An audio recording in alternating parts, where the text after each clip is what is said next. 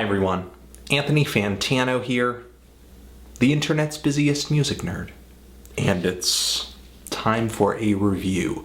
333 in the middle of infinity.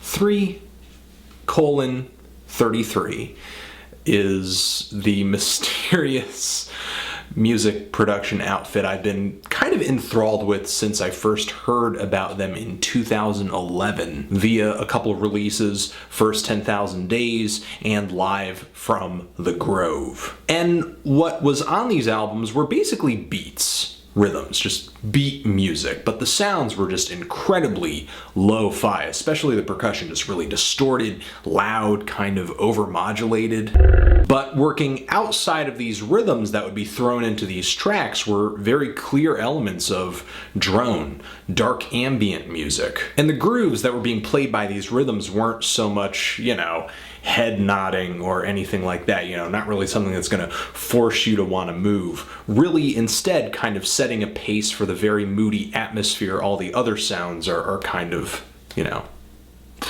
creating. And though 333 does pretty much present the same sound and style on this new LP, there are some noticeable improvements. For one, in comparison with Live from the Grove, there is a wider frequency of sounds on here. The bass is really low, it's really heavy, resonant. I especially feel it on some of the dronier tracks like Part 5.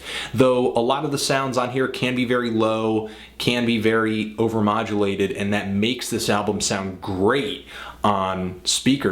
It doesn't make it that enthralling of an experience though on headphones. But to kind of continue about Part 5 of In the Middle of Infinity, there are these metallic jangles in the background along with this rhythm and just these dronier sounds, this very haunting moan kind of looped into the beat, and the rhythm is much more subtle and quiet on this track in comparison with other songs which have just more hard-hitting drum timbres. This is just really kind of hypnotic and calming. However, the more hard-hitting tracks on here, like Part 3 of this LP, aren't bad either, for sure. The drums on that track are just pounding, they're so dirty, they're so distorted, and they're consistently so on every single track here. The drums on this LP may be played live, but then they're taken and sampled and then placed into the song. There are all sorts of miscellaneous sounds and noises kind of cluttering the background, and there is what sounds like a tubular bell looped into the beat here, and it's really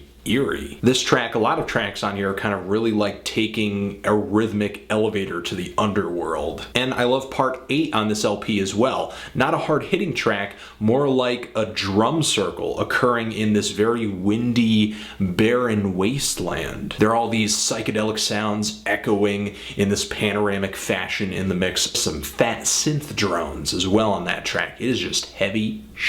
This LP is just consistently dark, heavy, textured, just quality sounds on here. Those very obvious positives come with some very obvious negatives as well. And these are things that I think this project has been consistently lacking in all of its releases, though this album has intrigued me the most thus far. For one, sequencing. I mean, the rhythms are not really that interesting for the most part. A lot of the times, I just kind of feel like they're getting the job done. 333 doesn't really change them up or progress them in any way whatsoever. They just kind of loop them until, they've gotten a bit stale. And the thing is, a lot of the songs on here function with nearly the same formula. It's like unmistakable. Moody intro featuring tones and or drones or some kind of sound effect. The beat, hard introduction, maybe kind of a messy or, haphazard edit introducing the drums, and then that kind of continues for a little bit. Maybe there's an alteration with the tones, then the beat just cuts out mysteriously with no warning whatsoever. The tones just kind of hang in the atmosphere for a little bit, then the beat kicks in with no warning whatsoever, and then the song just kind of finds a way to fizzle itself out. And I'm certainly not trying to say there's no ambition on this album.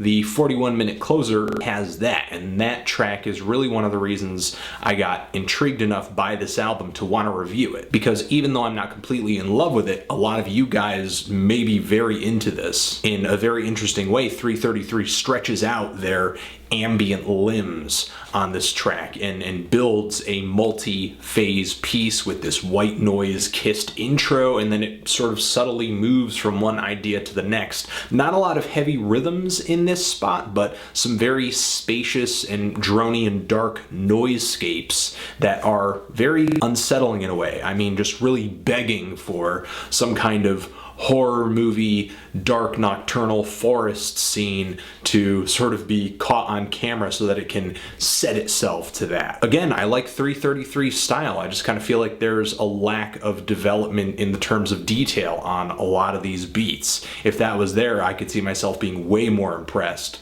with what's going on here. I did love a handful of the tracks on here, and nothing on this album really hit me as being terrible for sure. I'm kind of feeling a decent strong 6 on this LP. What do you think about it if you've given it a listen? Do you love it? Hate it? Why? And what should I review next? Anthony Fantano, 333, forever.